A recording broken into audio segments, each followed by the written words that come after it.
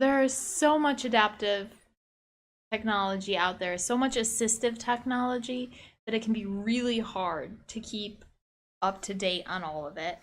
And I know I'm always really interested in learning about the newest. And recently, there was one console that made some headlines. I even saw an article on my Google News feed, which usually I have to like seek out Hmm. information in the assistive technology area.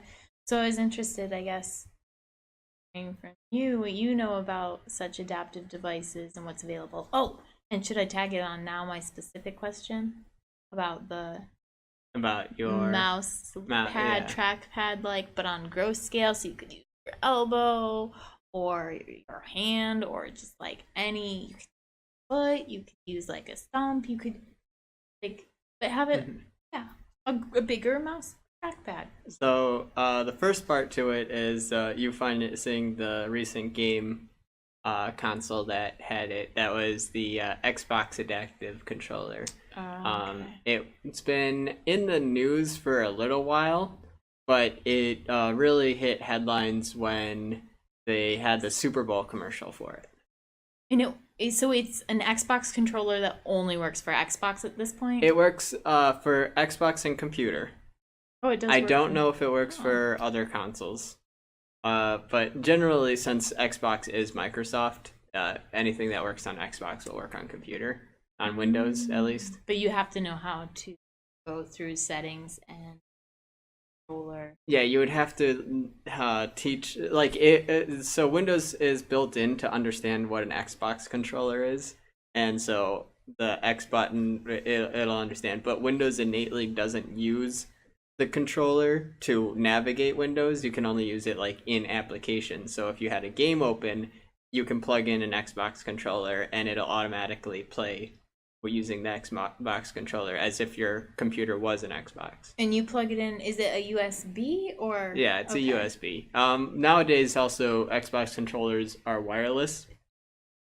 So if you have a Bluetooth enabled computer, you could plug it in through Bluetooth. Um, Okay. and yeah, so the computer generally knows what it is.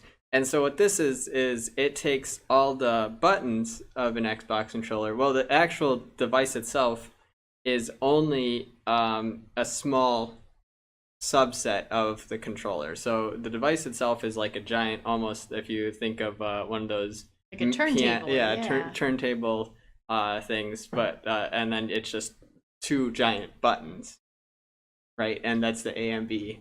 But then you have a bunch of headphone jacks on the back that all can connect to the other buttons, but you'd have to get separate buttons for each one of Oh, they those. don't actually. It doesn't have like an adapted toggle. It depends on if you wanted, like, if you plug in a headphone jack to be that toggle, or like a USB device that has an analog stick, because it has a USB in there, so you can have like a variation of an analog stick that generally you use your thumb for, but you could have whatever variation Like a that, gooseneck or a toggle. Okay. yeah, like for Yeah. joystick if you need to. So there's different devices that you can plug into this attachment so that it'd be easier for people to game that have sort of limited range of motions on different parts. Yeah. Or yeah. Okay. And the second part to that is if computers have that to navigate computers, right? Like if they have bigger mouses. And Yeah. There yeah, are. so there are definitely devices. It's not something that you'll find in your store, like the adaptive controller might be. You'd have to probably search the internet for it. Mm-hmm. But there are different things, such as I was looking like one-handed keyboards.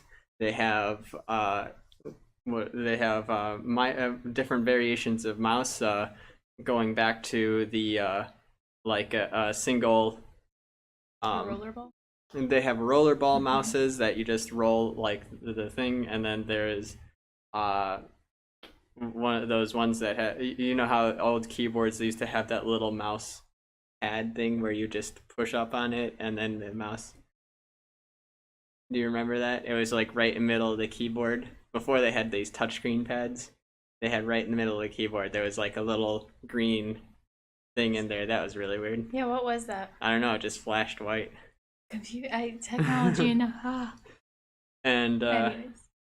yeah, it had like this little green pad, and you just put your finger on it, and then you just pushed up, and then the mouse would go up on the screen, and then I think pull I down. know what you speak of. There was big versions of that though, essentially. And so with between the roller pad, did you get a chance to look at the like if there is basically just a large trackpad?